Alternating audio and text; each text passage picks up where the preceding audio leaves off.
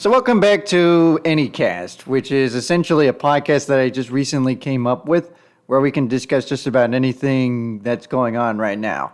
First, I want to make an official announcement. You probably saw the review of Ferris Bueller's Day Off that I posted on YouTube.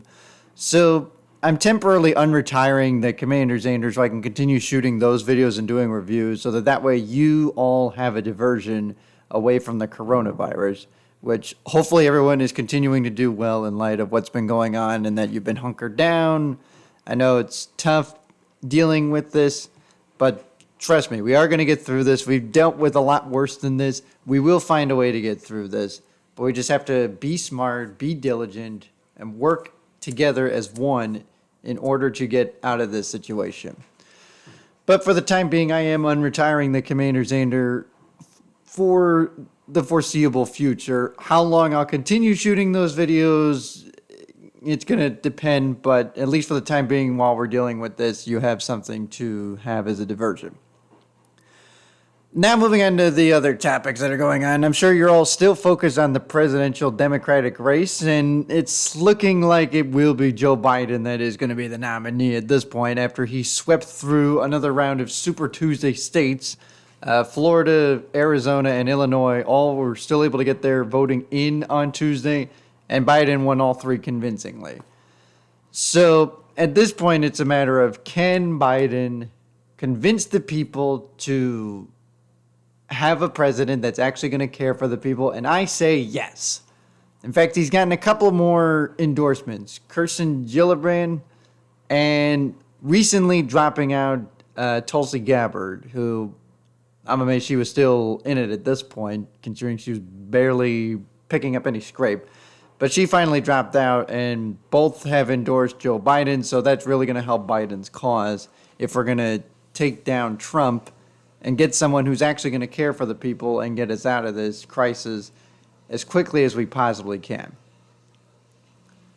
Bernie will have to make a really tough decision, and I know it's going to be really tough because he thinks he can still make an argument, but it's really out of his hands at this point. I don't see any way, shape, or form that he's going to be able to come back and make a push to challenge Biden. And if he were smart, he would not duplicate the actions that he did in 2016, and that's prolong the inevitable and prevent a candidate like a Hillary Clinton to beat Donald Trump. At least in this election, we have someone that's legitimate. And we don't have someone that's like, oh, a fancy name or popular name. Even though Biden is a recognizable figure, he's a different kind of recognizable figure. He knows the people. He cares about the people. He's been through situations like this before. For those who don't recall, we had a situation with the swine flu back in 2009. And we also dealt with the recession at that point because of the financial crisis. Biden was the vice president at the time when Obama was president and helped get us out of that. And so I feel like if he can, with the help of Obama, get us out of that, surely he's going to care for the people to get us out of this situation. So if you are able to vote, I would definitely, especially considering the circumstances, try to do like an absentee ballot. Or if you're able to vote by mail, I strongly recommend doing that, so that way you can help prevent the spread of the coronavirus, and especially considering the guidances that the CDC has offered.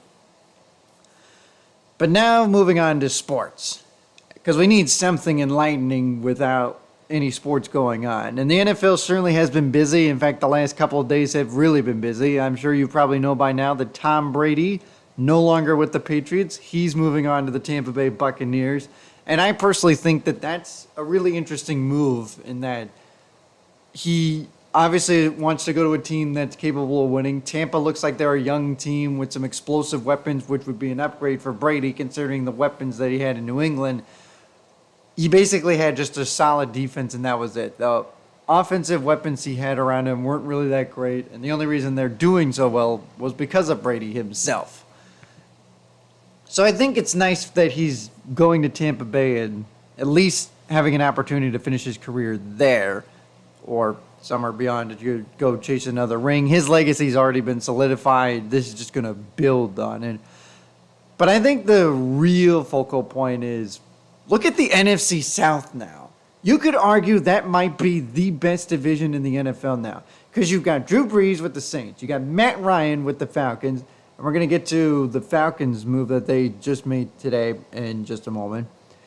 You got Brady with the Buccaneers. And the Panthers got Teddy Bridgewater, who, remember, did really well when Drew Brees was out those 5 games because of the thumb issue.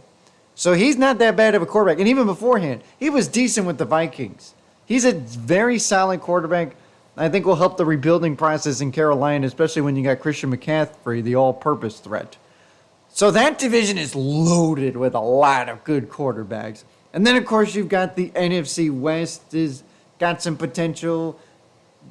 Rodgers out of the North with the Packers.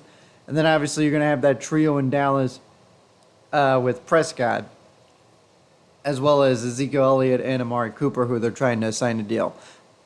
But that NFC South is loaded.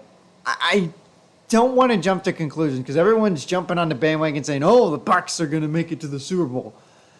Let's settle down a bit. Remember that Brady needs to adjust to a new offense. Now, obviously, Brady being the great QB that he is will probably be able to adjust. I think Tampa Bay instantly becomes a playoff team in what is going to be a crowded NFC and in a crowded Division 2 in the NFC South. Do I think they're a threat to win the Super Bowl? Absolutely. As long as you have Tom Brady, you have a puncher's chance. But does that mean they're going to win the Super Bowl or make it all the way to the Super Bowl? Not a guarantee. You never know. It could happen, but you never know. But Atlanta made a move, too, to try to help their offense, and they got Todd Gurley today. The Rams just released him yesterday, and today Todd Gurley signed with the Falcons, which will be a bit of a homecoming for him. It's a 1-year deal, and I think it's a good move for Atlanta because they need to have a stable run game to help Matty Ice and Julio Jones so they don't have to throw the ball 60 times a game. Although in this day and age, you never know with the way the NFL rolls. But I think this will help give some balance to that Atlanta offense. Now, Dallas is also making a move. They franchise tag Dak Prescott exclusively, meaning no other team can pursue him. And so that keeps him around for at least another year with Dallas. Ezekiel Elliott is still there. They're going to try to sign Amari Cooper, and Dallas has their formidable trio. They need to take advantage of this opportunity. The NFC East is not that strong of a division. Your main threat right now looks like it's going to be the Eagles. The Giants are in rebuild mode. The Redskins are in rebuild mode. The Eagles are your main threat. You have to win that division to make the playoffs. And then you have to have a team that's capable of challenging the other teams because not only is the NFC South loaded, the NFC West is loaded too. And they made a big splash by going after DeAndre Hopkins. Now Kyler Murray has another wide receiver that he can chuck the ball to.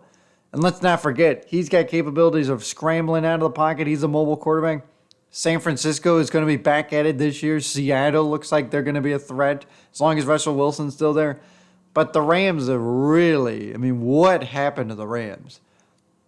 2 years removed from making it to the Super Bowl, basically. And now look what's happened.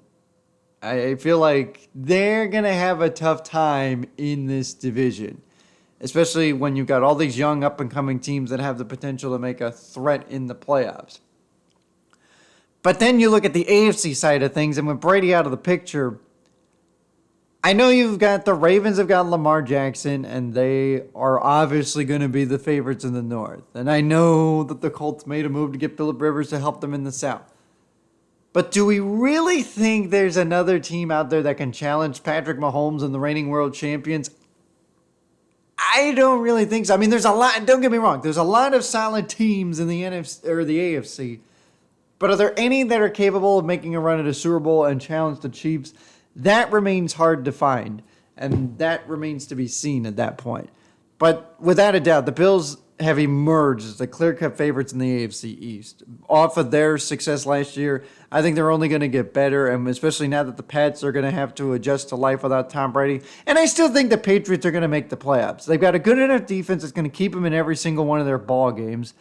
The question is going to be on offense. You don't really have the weapons, and now you have to find a QB to replace Tom Brady. And I know others are trying to think, well, this is an opportunity for Cam Newton, or this is an opportunity for Jameis Winston. Well, then that defeats the purpose of ever drafting Stidham. You got to give him a chance at least to see what he's capable of. and then go from there. I mean, by all means, I would try to go after one of those free agent quarterbacks myself. So that way you have a veteran leader in there. But you got to give Stidham a chance to prove what he's capable of, or else there's no point of keeping him around, or there was no point of drafting him in the first place. And going to the draft, I think that makes it interesting because now teams are going to be pursuing elsewhere. They're going to try to go after Joe Burrow. They're going to try to go after Tua Tagovailoa.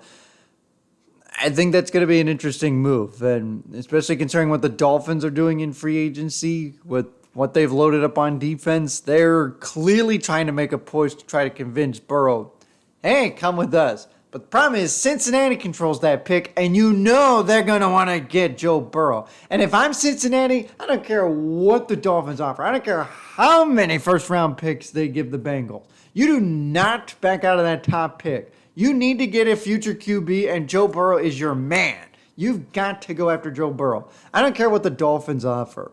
There's no way that you are going to give up the number one pick just so you can get multiple first-round picks. And guess what? You're probably not going to get your QB at that point, so then how are you going to use those picks anyways?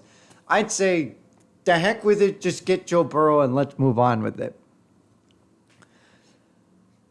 And of course, obviously, with this being the time where we would have had March Madness, obviously that's no longer in effect because of the fact that the coronavirus is going on.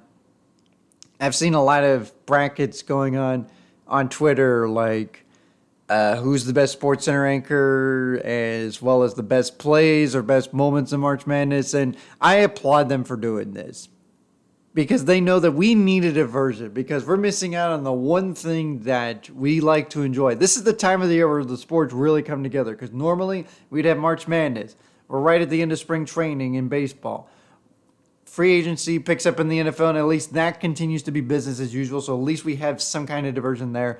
The hockey season's winding down. The basketball season usually winds down at this point, and now we've got none of it because of the coronavirus. So it's nice to see people showing their appreciation of the sports by doing these brackets. So that way we have something to give ourselves a diversion from what is going on out there.